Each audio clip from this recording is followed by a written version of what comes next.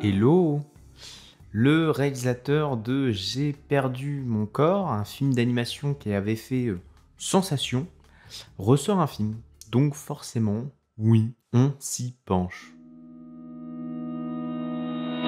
Pendant ce temps sur Terre est un film de Jérémy Clapin. À la base, il a toute la liberté du monde côté créativité parce qu'il vient de l'animation. Donc il peut faire des dragons, des soucoupes volantes, des chiens qui parlent. Bref, il bascule ici dans un film live. Les libertés sont moindres et ça fera partie de mes gros points négatifs concernant cette proposition. L'histoire se concentre sur Elsa. On comprend qu'elle a perdu son frère. Sa disparition reste floue, mais le tout s'englobe dans le fait qu'il est perdu, il a disparu dans l'espace. J'aime beaucoup l'actrice Megan Northam.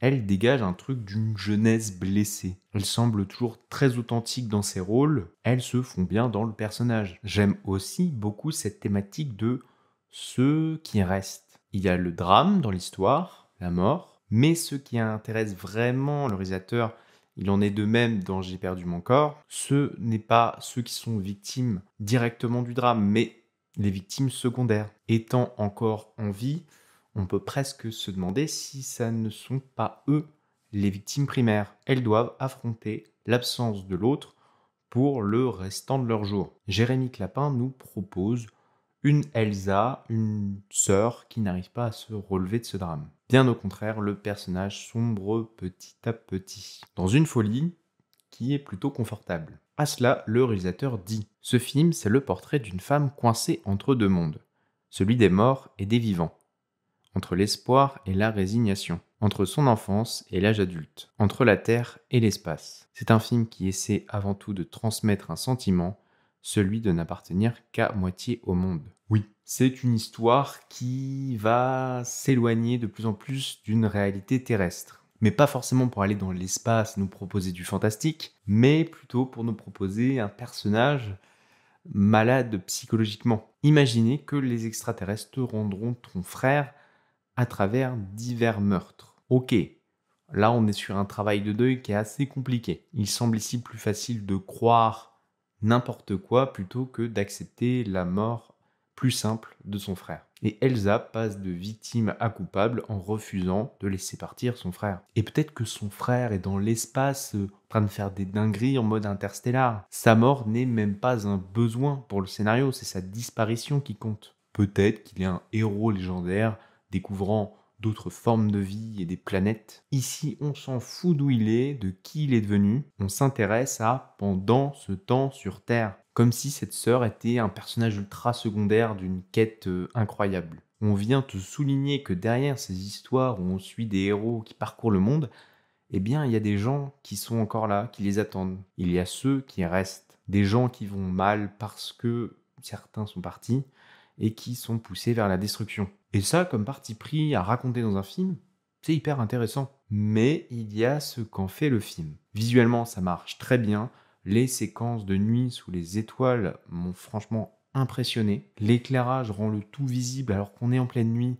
Et des nuits américaines, on en a vu des dégueulasses. Là, non, c'est vraiment hyper maîtrisé. Le tout est entrecoupé de séquences d'animation qui renvoient forcément au précédent succès du réalisateur, et ça fait toujours plaisir. On ne peut pas dire qu'il n'y a pas des choses de tenter dans ce film. Revenir hors de sa zone de confort en proposant un drame teinté de fantastique, oui, c'est à saluer. En plus de ça, la musique de Dan Levy vient ajouter une atmosphère spatiale, ça marche très bien. Maintenant, l'équilibre de toute cette réalisation et du scénario, bah non, ça penche pour la réalisation, mais le scénario, je suis pas fan. Dans toute cette belle enveloppe pleine de bonne volonté, j'ai des réticences. Le parti pris du film semble d'emblée un peu risqué. Avoir un frère astronaute perdu dans l'espace, c'est pas hyper commun. Côté identification, déjà, je prends un peu de recul. Sans jouer les mecs tatillons, cette histoire a attisé ma curiosité. 0,2% des astronautes étant allés dans l'espace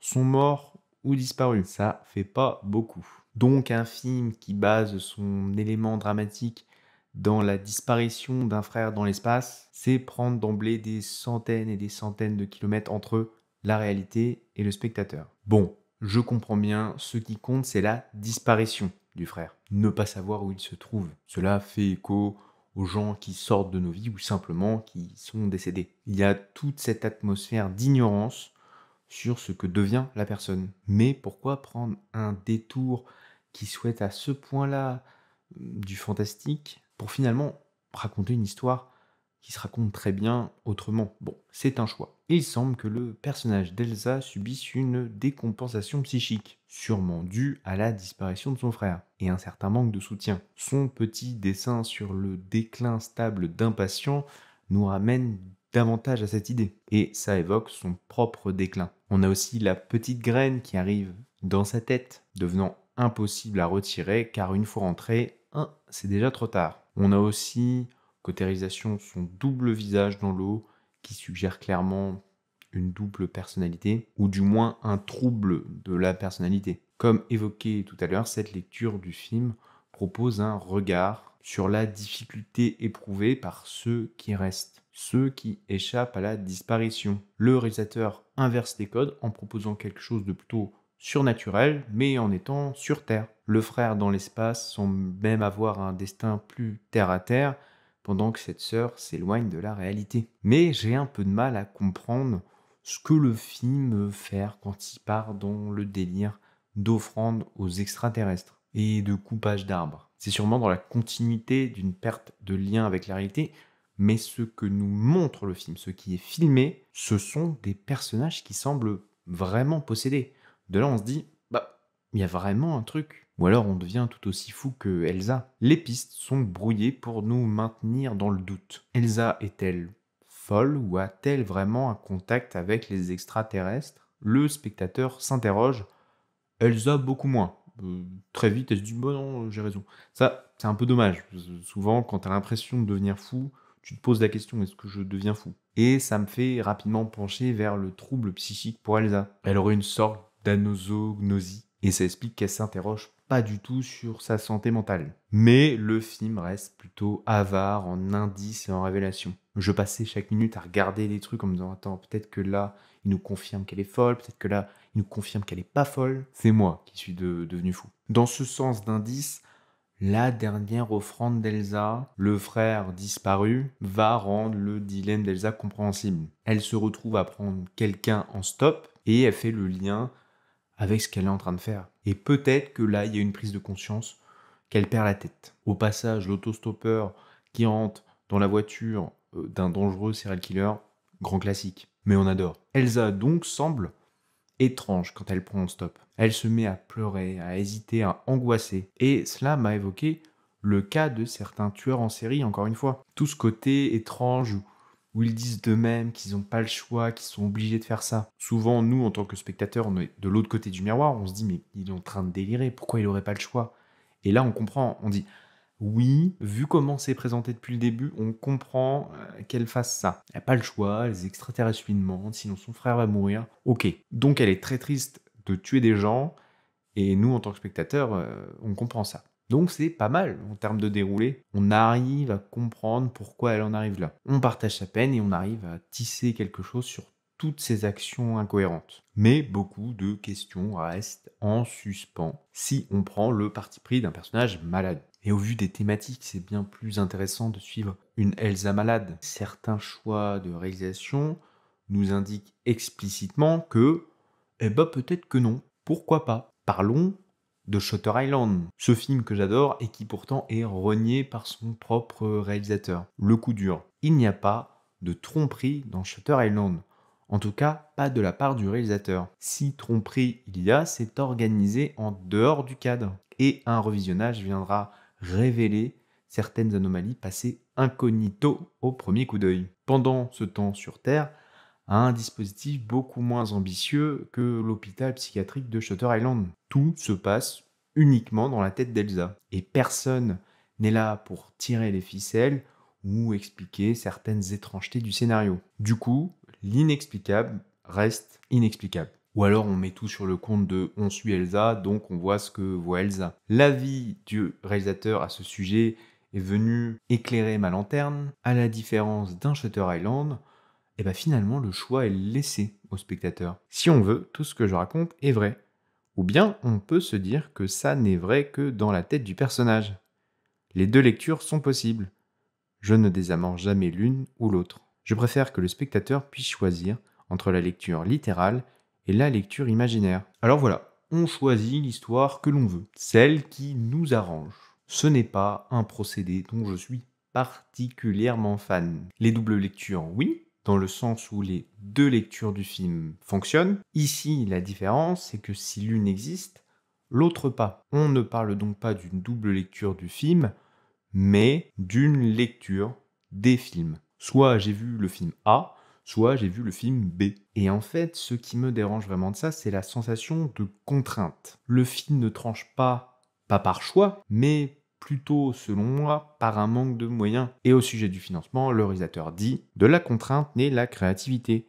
Je voulais faire un film sur l'espace en sachant pertinemment que je n'allais pas envoyer des personnages dans l'espace.